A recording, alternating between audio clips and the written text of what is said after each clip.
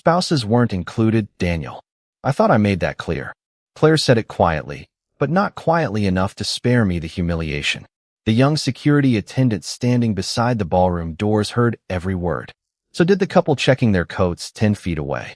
Claire removed my hand from her arm as if I were a wrinkle she had just noticed on an expensive dress.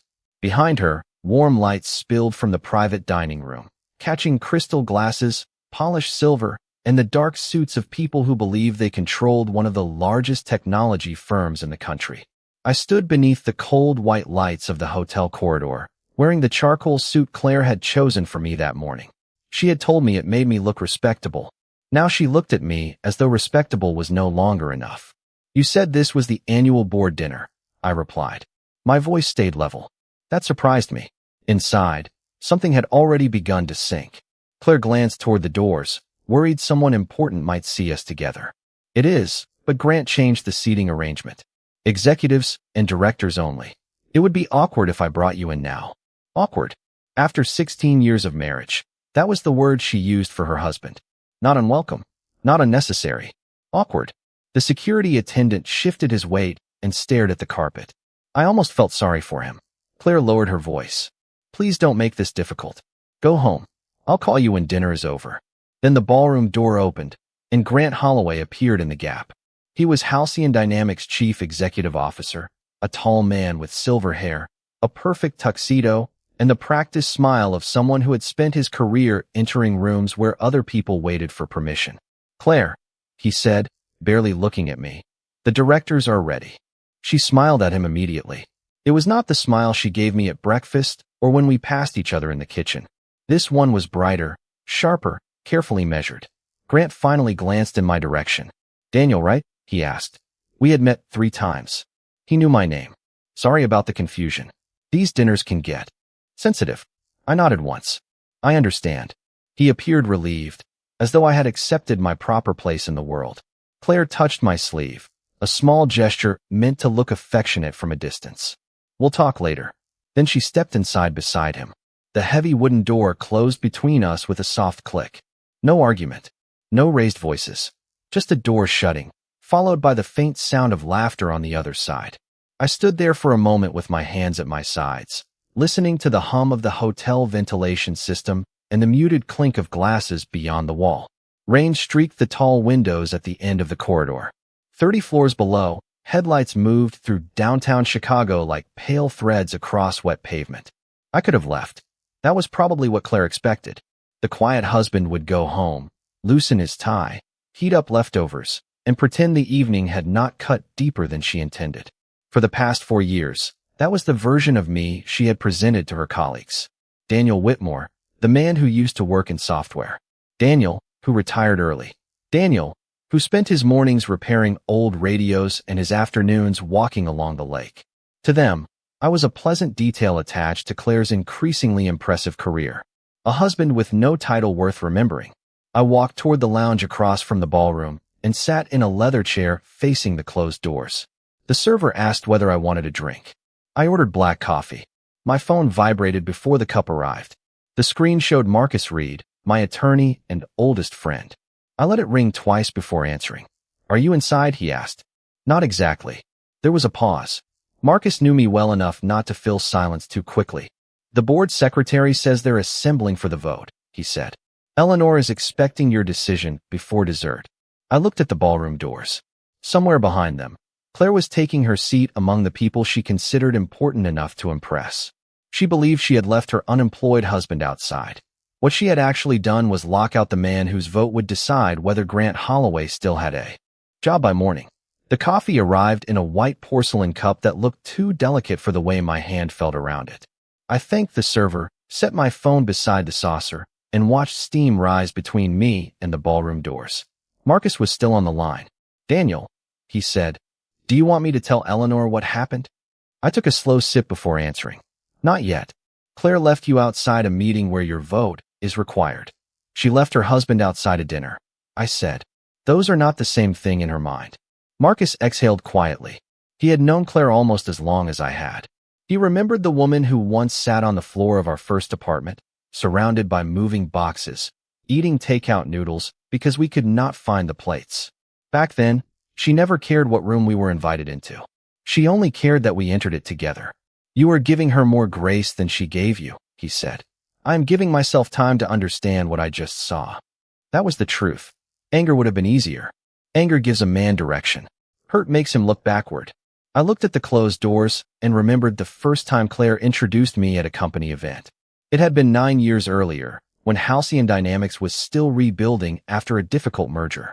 She had taken my hand and said, "This is my husband, Daniel. He is the reason I learned not to quit." She had meant it then. I could hear it in her voice. I had stayed up with her through graduate school applications, practiced interview questions across our kitchen table, and driven her to the airport at 4 a.m. for the job interview that changed her life. When she received the offer, we celebrated with grocery store cake and sparkling cider because every decent restaurant in our neighborhood was already closed. I never saw her ambition as a threat. I admired it. Claire could walk into a room full of strangers and understand what each person wanted before they finished introducing themselves. She worked hard, remembered details, and spoke with confidence even when she was uncertain. I believed those qualities would protect her from people like Grant Holloway. I did not realize they might make her want his approval. Her promotion to Vice President of Strategy came 4 years ago. At first, nothing seemed different. Then the small edits began. When someone asked what I did, Claire stopped mentioning Northstar Systems. She said I had worked in technology. Later, she said I was taking time away from business. Eventually, she started answering for me before I could speak. Daniel is enjoying retirement, she would say with a smile that sounded like an apology. The strange part was that I had not retired. I still reviewed acquisitions for Whitmore Capital, met with legal teams, and evaluated the companies where my investments carried voting authority. I simply did most of it from a quiet office above our garage. There were no cameras, no assistants walking behind me, no polished nameplate on a glass door. Claire saw fewer meetings on my calendar and decided I had become smaller. I never corrected her in public. Maybe that was my mistake. Silence can protect humility, but it can also feed another person's version of the truth. Inside the ballroom, applause rose suddenly, then faded. Someone was speaking near a microphone. I could not make out every word, but Grant's voice carried through the heavy doors. He was thanking the directors for their confidence. Confident men often celebrate before the decision is made. My phone lit up with a message from Eleanor Bennett. "We are ready when you are." No title, no explanation. Eleanor had never needed either. She became chairwoman of the board because she understood the difference between attention and authority. I typed a response, then erased it. Marcus spoke again. "There is something else you should know." His tone had changed. "What is it?" "The final acquisition packet includes Claire's approval on the revenue projections." I lowered the coffee cup. "That is expected." Strategy prepared the packet. The numbers were questioned twice by internal compliance. The noise from the ballroom seemed to move farther away. Did Claire receive the warnings? Yes. Marcus paused. "Her name is on both acknowledgments." I stared at the dark surface of the coffee. Until that moment, I had believed the evening was about embarrassment. A wife ashamed of the man she thought her husband had become. That was painful, but pain can be explained. This was different. Claire had seen warnings connected to a deal worth hundreds of millions of dollars, and she had allowed the board to proceed. "Send me everything," I said. "Already done." My phone vibrated as the files arrived. I opened the first message and saw Claire's electronic signature beneath a compliance notice dated 6 weeks earlier. She had read it at 7:43 on a Tuesday morning.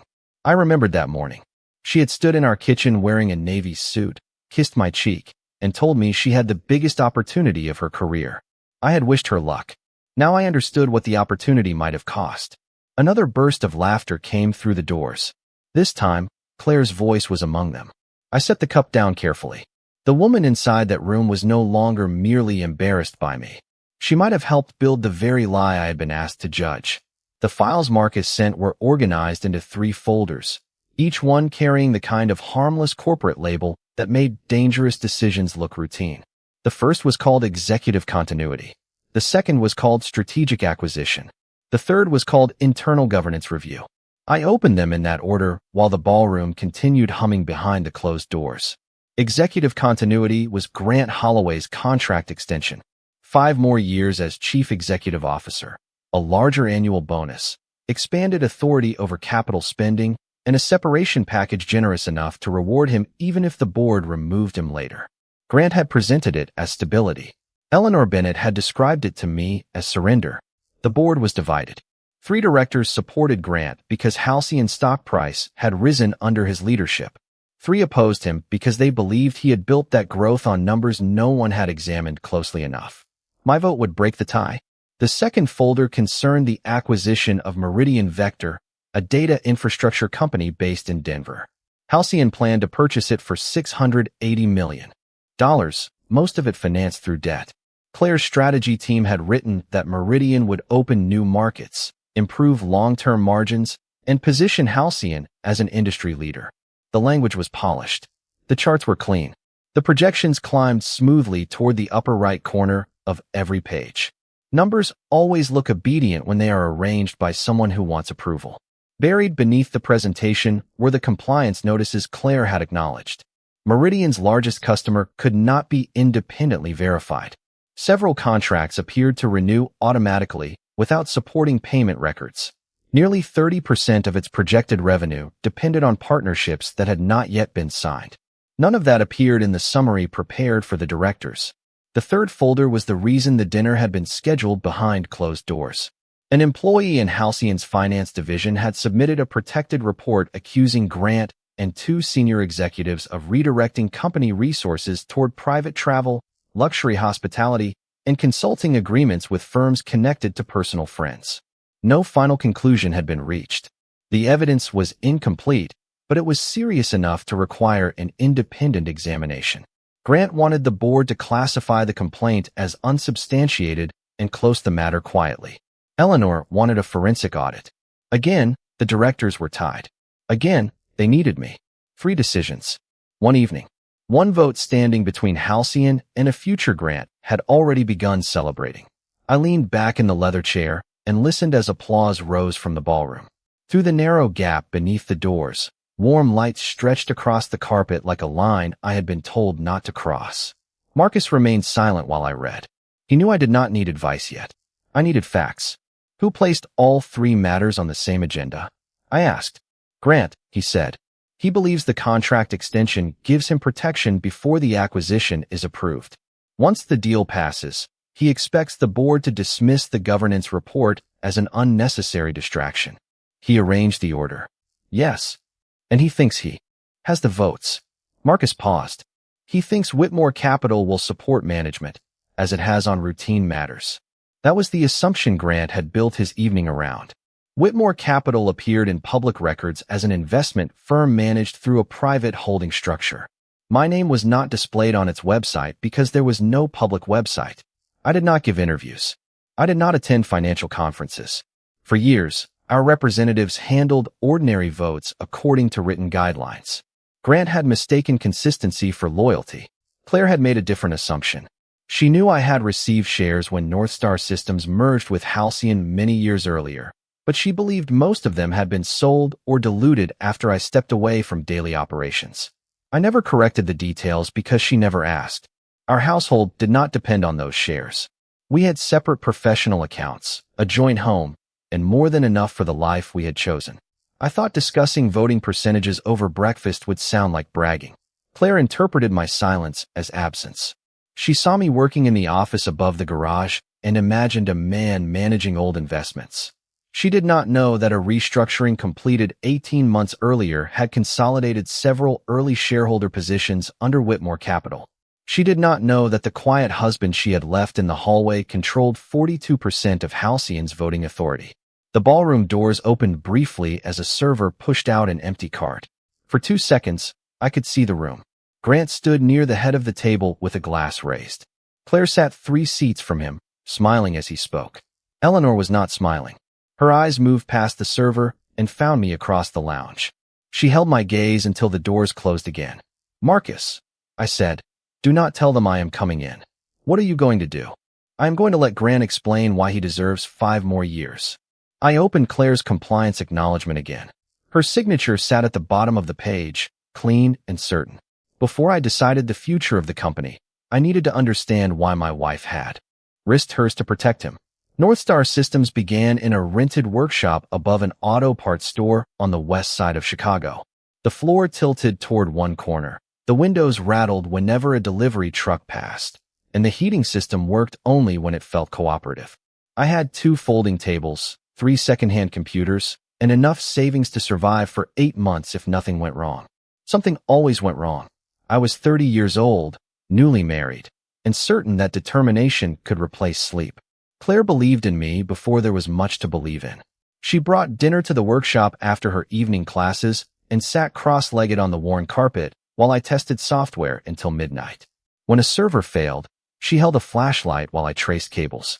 When our first major client delayed payment, she helped me build a household budget that stretched every dollar without making me feel ashamed. We did not have much then, but we spoke about the future as though it were already waiting for us. North Star built systems that helped manufacturing companies predict equipment failures before production stopped. It sounded simple when I explained it that way. The work itself was not simple. We spent years collecting data, refining models, and proving that a machine could reveal its problems before a human operator heard the first unusual sound. Our first contracts came from small factories that could not afford long shutdowns. Then regional suppliers called. Then national firms. Within 6 years, North Star employed more than 200 people and operated from a brick building near the river. I knew every department head by name. I still walk through the engineering floor with coffee in a paper cup because I trusted conversations more than reports. Success did not arrive like a celebration. It arrived like added responsibility. More employees meant more families, depending on payroll. More customers meant more promises that had to be kept. I learned to measure growth not by headlines, but by whether people felt safe building their lives around the company. Halcyon Dynamics entered our story during a difficult winter. It had once been one of the strongest industrial technology firms in the country, but poor acquisitions and outdated products had pushed it close to collapse. Nearly 12,000 jobs were at risk across several states. Halcyon needed North Star's technology. North Star needed Halcyon's manufacturing network. Their directors first offered cash. I refused. A large payment would have made me wealthy, but it would also have allowed them to absorb our software, dismiss our employees, and bury the culture we had built. I proposed a merger instead. North Star staff would remain employed. Our engineering division would stay in Chicago. I would receive equity, voting protections, and long-term authority over the use of our core technology. The negotiations lasted 7 months. Claire attended the final dinner wearing a simple blue dress she had owned since graduate school. After the documents were signed, she squeezed my hand beneath the table and whispered, "You saved more than your company tonight."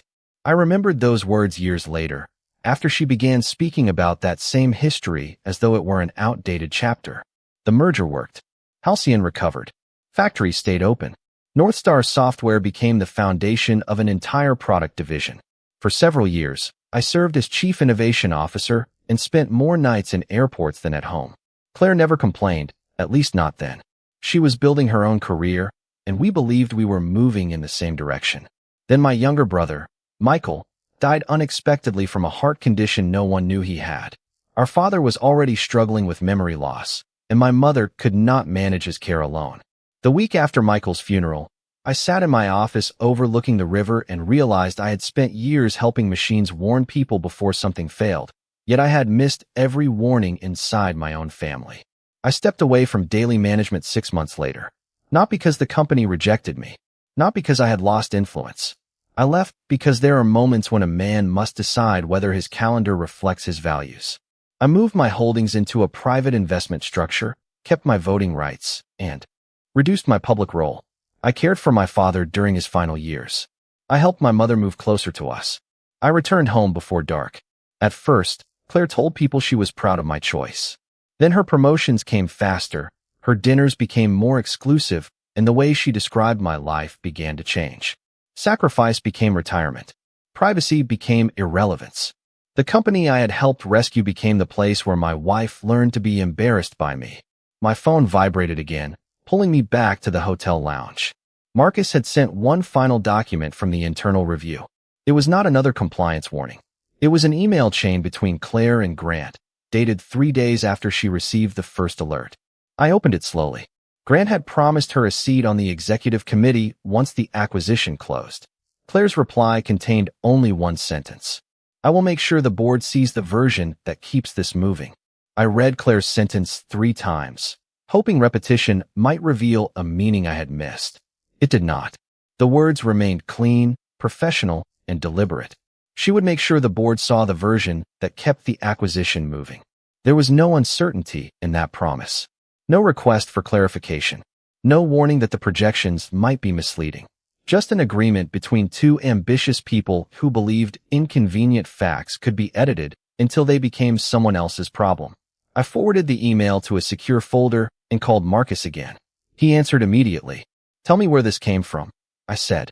The internal governance review collected archived communications after the finance complaint was filed, he replied. Grant deleted his copy, but Claire's account retained the thread through an automated backup. Who else has seen it? Eleanor, outside counsel, and the independent review team. Grant does not know they recovered it. I looked toward the ballroom. Does Claire know? I do not believe so. That explained her confidence. She had entered the dinner believing the dangerous parts of the record were gone. Was she involved in creating the false projections? I asked. There is no evidence that she invented the numbers, Marcus said. Her team received them from Meridian Vector and Halcyon's corporate development group. The problem is what happened after compliance questioned them. Another file appeared on my screen. It showed the revision history of the board presentation. The first draft contained a 12-page appendix describing the unverified customer accounts, the unsigned partnerships, and the risk that Meridian's reported revenue could decline after the acquisition. Claire had removed the appendix 2 days before the directors received their materials. In its place, she inserted a single sentence stating that all material concerns had been reviewed and addressed by management. They had not been addressed. They had been hidden. I remembered watching her work late that week from the doorway of our home office. She had 2 monitors glowing in the dark and a legal pad filled with numbers beside her keyboard. I had brought her tea and asked whether she wanted help. She smiled without looking up and told me the project was complicated, but under control. I had set the cup beside her and left quietly. The memory felt different now. Ordinary moments become evidence only after trust has been damaged. There is a name in the revision history, I said. Olivia Parker. Director of Operations, Marcus replied. She wrote the original risk appendix. Was she the person who contacted compliance? The review team has not confirmed the whistleblower's identity. His careful tone gave me the answer he could not officially provide. I searched my contacts and found Olivia's number from a manufacturing conference 2 years earlier. We had spoken briefly about supply chain delays and employee retention. She had impressed me because she described factory workers as people, not labor costs. I called her. She answered after the 4th ring. Daniel. Her voice was cautious. I need to ask you about Meridian Vector, I said. Silence filled the line. In the ballroom, silverware touched china, and someone began another toast. Are you calling as Claire's husband? Olivia asked. No. I am calling as the person who will vote on the acquisition tonight. Her breathing changed. Then you need the original appendix. I have it. Do you have the meeting notes from March 8th? I checked the folder. No. Claire told me the risks would frighten the board and damage months of negotiation. I said that was the board's decision to make. She said my job was to support the strategy, not challenge it. Olivia paused, choosing each word carefully. The next morning, my access to the acquisition files was removed. Did Grant attend that meeting? He joined by video. He told Claire that leaders are judged by what they deliver, not by problems they pass upward. I closed my eyes for a moment. I could almost hear him saying it. Grant had offered Claire the language she needed to make compromise sound like leadership. Why did you not go directly to Eleanor? I asked. I tried. Her office redirected me to internal compliance because the acquisition was considered a management matter. After that, I documented everything. Was there retaliation? My promotion review was postponed. 2 of my projects were reassigned. Nothing dramatic enough to prove, but enough to make the message clear. Her voice stayed calm, yet I heard the exhaustion beneath it. Controlled pain recognizes controlled pain. Thank you for telling me, I said. What happens now? She asked. I looked through the glass wall at the rain sliding over Chicago. The board hears the truth. After the call ended, Marcus sent the March 8th meeting notes. Claire's name appeared beside the final instruction. Remove risk appendix before distribution. I had spent years believing her ambition was something we shared, two people climbing different mountains while cheering for each other from across the distance. Now I saw the cost of the summit she wanted. She had not merely ignored a warning. She had silenced the person who delivered it. From behind the ballroom doors, Grant's voice rose above the room. He said something I could not fully hear. The table erupted in laughter. Then Claire laughed too, bright and familiar, and I realized they were talking about me. Grant's voice carried through the ballroom doors more clearly than before. Claire's husband probably thinks EBITDA is a skin condition, he said, drawing another wave of laughter from the table. I did not need to see Claire's face to recognize her laugh. 16 years of marriage had taught me every version of it. There was the quiet laugh she gave when a joke surprised her, the breathless one that appeared when she was truly happy, and the polished corporate laugh she used when someone powerful expected agreement. This was the third kind. Controlled. Convenient. Empty. He keeps busy, Claire said. He has his hobbies. More laughter followed. My hobbies. That was how she described the work that still shaped Halcyon's future. The investment reviews, the legal calls, the acquisition models, the decisions affecting thousands of employees had been reduced to something a man did between repairing radios and walking beside the lake.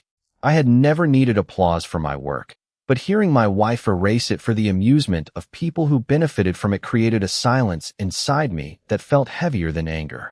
The server returned and asked whether I wanted more coffee. I thanked him and declined. My cup was still half full, but the coffee had gone cold.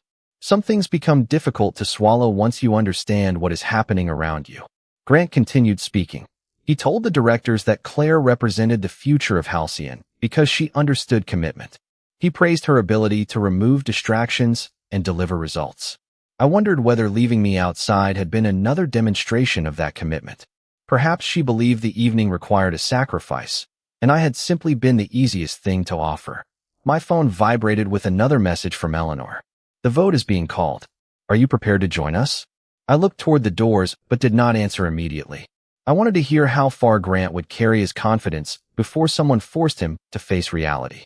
Inside, chairs shifted against the floor. The room grew quieter. Eleanor's voice replaced Grant's. Even through the thick wood, her words were precise. The board will now address the 3 matters listed on the confidential agenda. Papers moved. Glasses touched the table. Grant cleared his throat. Eleanor began with the proposed extension of his employment agreement. One director offered a formal motion. Another seconded it. Then the board's secretary spoke. Before the vote proceeds, I need to confirm the presence of all voting representatives. Names were called one by one. Each director answered. The secretary reached the final entry. Whitmore Capital. Silence followed. Grant responded first. Their proxy position is already known. Eleanor's reply came without hesitation. Their routine proxy instructions do not apply to executive compensation, acquisitions above $500 million, or internal governance investigations. We have enough directors present, Grant said. We have enough people present, Eleanor answered. We do not have enough voting authority. I could imagine his smile tightening. Men like Grant disliked rules only when rules stopped serving them.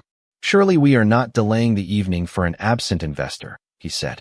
The representative is not absent, Eleanor replied. He arrived before dinner.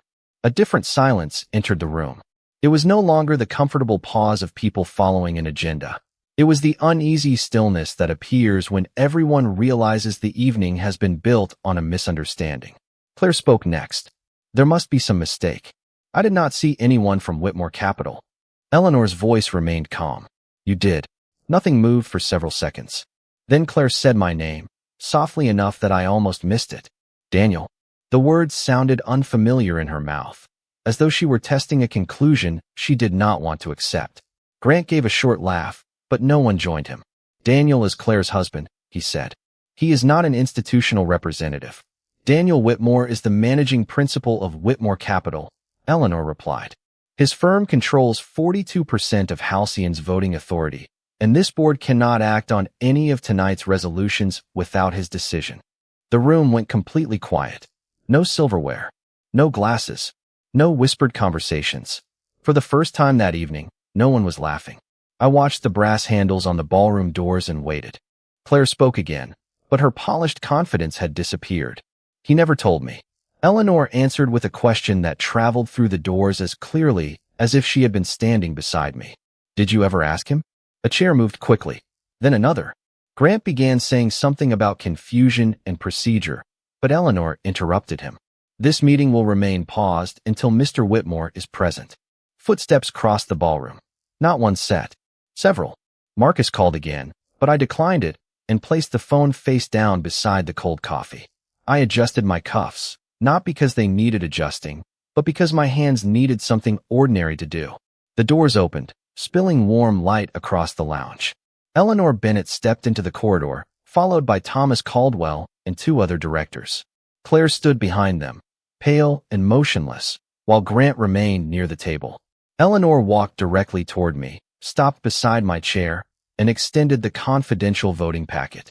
Mr. Whitmore, she said, the board is ready for your decision.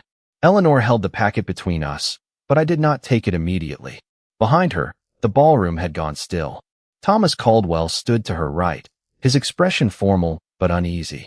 Two other directors waited near the open doors, while Claire remained several feet behind them, as though the distance might protect her from what she had just learned.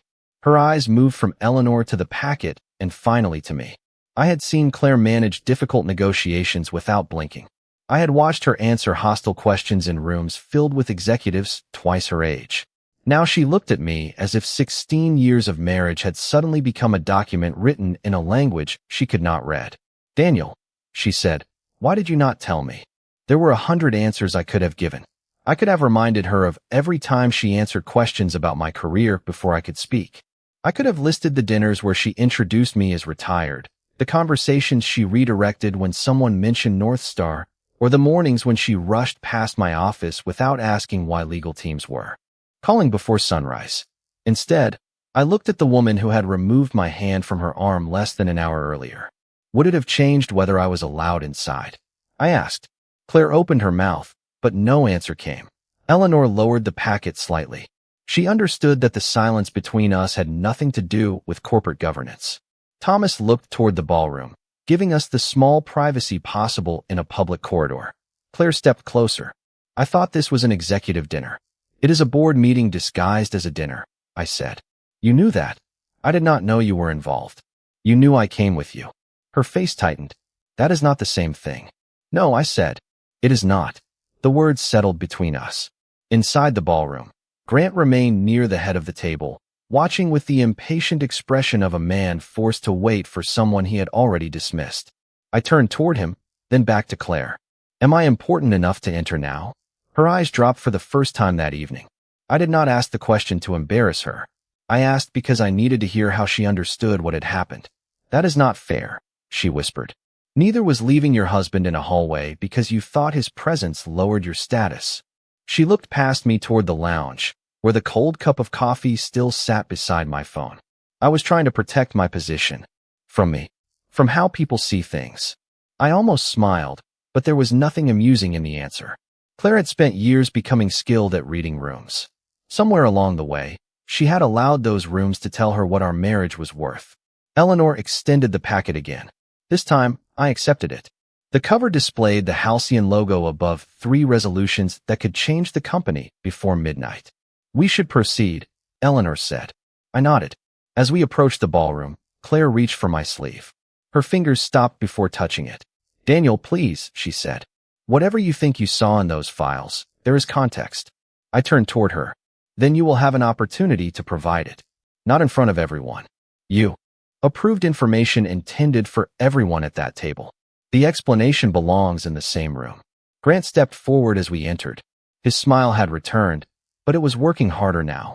Daniel, this is obviously an unusual situation.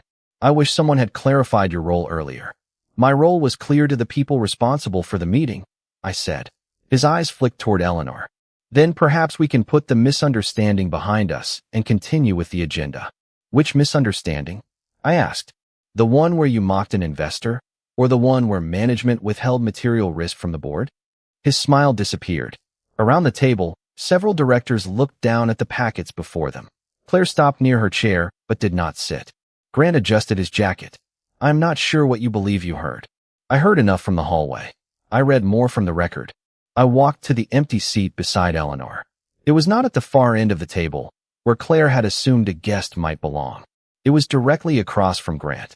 A name card waited in front of it. Daniel Whitmore, Managing Principal, Whitmore Capital. Claire stared at the card as though it had appeared from nowhere. I placed the voting packet on the white tablecloth and sat down. Eleanor called the meeting back to order. Grant began speaking about growth, confidence, and the importance of moving forward without distraction. I let him finish every sentence. When he finally stopped, I opened the packet to the first resolution. Before I make any decision, I said, I want the original Meridian Risk Appendix distributed to every director, and I want Claire to explain why she removed it.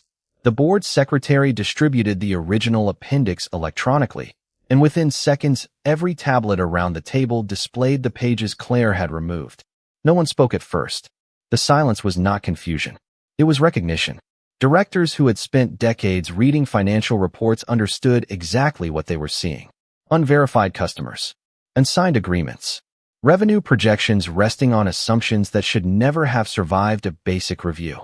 Thomas Caldwell scrolled through the document twice, then looked across the table at Claire. This was available before the final packet was issued, he asked. Claire remained standing beside her chair. It was an early working draft. That was not my question, Thomas said. Her eyes moved toward Grant. It was a small movement, almost invisible, but everyone at the table noticed it. Grant leaned forward.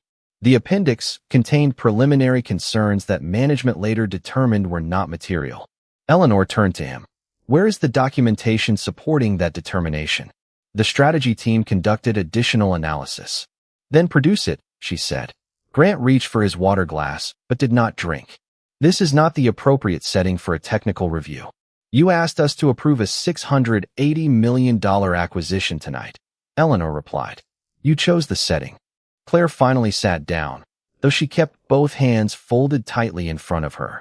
I watched her face and remembered how confidently she had walked through the ballroom doors less than an hour earlier. The woman sitting there now looked smaller, not because anyone had diminished her, but because the truth had removed the structure she had been standing on.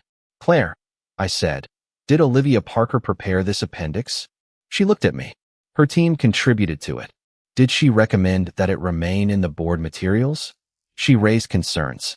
Did you remove her access to the acquisition files after she objected? A faint color rose in Claire's face. I reassigned responsibilities because the process had become inefficient. That is not how the meeting notes describe it. The secretary placed printed copies of the March 8th notes in front of each director. Claire looked down at the page carrying her instruction. Remove risk appendix before distribution. Grant shifted in his chair.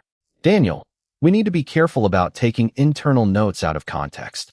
Then provide the context, I said. That is what Claire asked for in the hallway. Every face turned toward her. For several seconds, she said nothing. Then she inhaled slowly. Meridian's leadership insisted the questioned accounts were legitimate. Grant believed the concerns would be resolved before closing. If we delayed the process, a competing buyer could have stepped in. Thomas shook his head. So you concealed the risk to preserve the deal. I simplified the presentation, Claire said. You removed 12 pages, Eleanor replied. That is not simplification.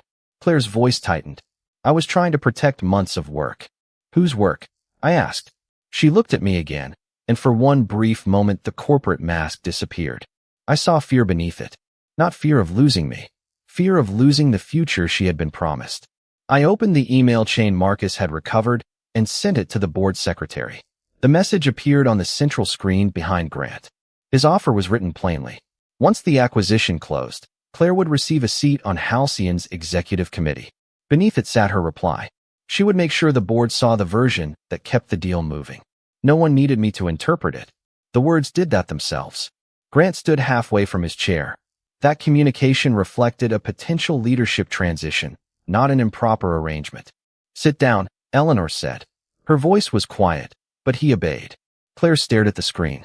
I did not lie, she said. I believed the issues would be resolved. You believed that because Grant told you, I replied. And because believing him came with a promotion. She turned toward me. You do not understand what it took for me to reach this level. The sentence landed harder than I expected. I had supported every class, every interview, every late flight, every difficult year. Yet in her version of the climb, I had disappeared completely. I understand ambition, I said. What I do not understand is using authority to hide information from the people responsible for the risk. Her eyes glistened, but her voice remained controlled. I was tired of being overlooked. So you overlooked Olivia? Claire had no answer. I closed the acquisition packet and placed both hands on the table. You did not choose Grant over me, I said. You chose the chair he promised you. The room stayed silent. Then Eleanor asked the question that finally stripped the evening of every excuse. Mr. Whitmore, having reviewed the record, what is your decision? I looked first at Grant, then at Claire, and understood that the vote in front of me would decide more than the future of Halcyon. It would reveal whether I still believed loyalty meant protecting people from the consequences of their choices. I looked around the table before answering. 12,000 employees would live with what happened next, along with suppliers, customers, and families who would never know my name. That was the part Grant had forgotten. A board vote was not a private contest between powerful people. It was a promise made to everyone whose life depended on the company remaining honest. My decision is no, I said. Whitmore Capital will not approve the acquisition of Meridian Vector. Grant leaned forward. Daniel, that would destroy months of negotiation. Then the negotiation was built on information the board was not allowed to see. I turned to the secretary. Record my vote against the transaction. She entered it into the official minutes. The motion failed. Claire lowered her eyes. Grant remained still, but the confidence he had carried into the room had begun to leave him. Eleanor moved to the second resolution, the proposed 5-year extension of Grant's employment agreement. He recovered quickly enough to speak. Whatever concerns exist about Meridian, they should not be confused with my performance as Chief Executive Officer. Halcyon has grown under my leadership. Growth does not excuse deception, I said. And leadership does not mean rewarding people for hiding problems. Grant looked toward the directors who had supported him earlier. This company needs stability tonight. Thomas Caldwell closed the contract packet. What it needs is credibility. Eleanor asked for the votes. 3 directors supported the extension. 3 opposed it. Then every face turned toward me. Whitmore Capital votes no, I said. The extension failed. Grant's separation package vanished with it, along with the authority he had expected to secure before dessert. He placed both palms on the table and forced his voice to remain calm. You are allowing a personal disagreement to influence corporate decisions. You mocked me before you knew who I was, I replied. That was personal. I did not vote against you because of it. I voted against you because you withheld material risk, pressured employees, and attempted to close a governance review before the evidence was examined. Eleanor opened the third resolution. Grant wanted the internal complaint dismissed. The alternative was a forensic audit conducted by outside counsel and an independent accounting firm. This time, I did not wait for speeches. I vote for the audit, I said. Thomas followed. Then 2 directors who had previously supported Grant changed their votes. The motion passed by a clear majority. Grant looked toward Claire, but she did not return his gaze. The alliance between them had lasted only as long as the promise attached to it. Eleanor folded her hands. Until the audit is completed, I recommend that the board suspend Mr. Holloway's authority over acquisitions, executive hiring, and capital expenditures. Grant rose from his chair. You cannot run the company through panic. This is not panic, I said. This is oversight arriving late. He looked at me with the expression of a man searching for a weakness he could use. And what about Claire? Her name is on the same records. The question changed the room. Claire looked up at me, and for the first time that evening, I saw something deeper than fear for her career.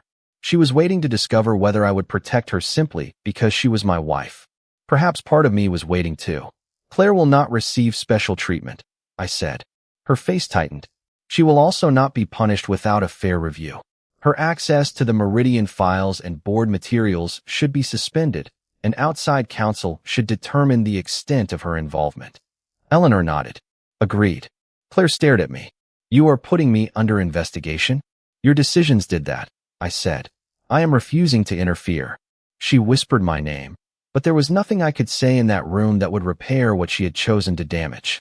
Grant had offered her a chair. I was giving her due process. They were not the same kind of loyalty. Eleanor called for a short recess while the secretary prepared formal resolutions. Directors began stepping away from the table, speaking quietly among themselves. Grant remained seated, reading the failed motions as if the words might rearrange themselves. Claire approached me slowly. "You could have warned me," she said. "You could have told me who you were before tonight." I stood and faced her. I knew exactly who I was. "The problem is that you decided it was not worth asking." She looked toward the name card in front of my seat. "Was any part of our life real to you?" "All of it was real to me," I said. "That is why this hurts." Her eyes filled, but I did not look away. "The investigation will decide what happens to your position," I continued. "What happens to our marriage will require a different conversation." Across the room, Eleanor called the directors back to order. I returned to my seat, opened the final resolution, and prepared to remove Grant Holloway from authority before the night ended.